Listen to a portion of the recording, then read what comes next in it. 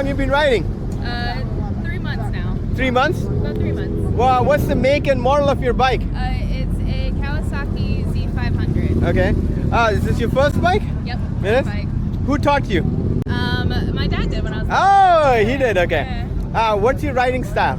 Kind of calm, you know. Highway, side road. What do you like? Mostly highway. Okay. Because you're a new rider right now. Yeah, right now. Why did you choose this model, Kawasaki? Is it because it fits you well? You like the style or what? Yeah, I like the style. I didn't really want a sport bike because I didn't like the position. So, Yeah, it's got the straight handlebar. Yeah, you're sitting upright. Yeah. So, and it's light. It's small enough for me to where I can manage it just fine. So are you enjoying it? Are you going with your husband? Yep, I ride with him. Yeah, a lot. right. So it's been fun. It's been Going fun? back and forth. Cool. Yeah. Do you commute on the bike too? Yep, I go to work. I go up in Dulles, so it's about 40 minutes every day. Oh wow! To work, On so. this, that's good.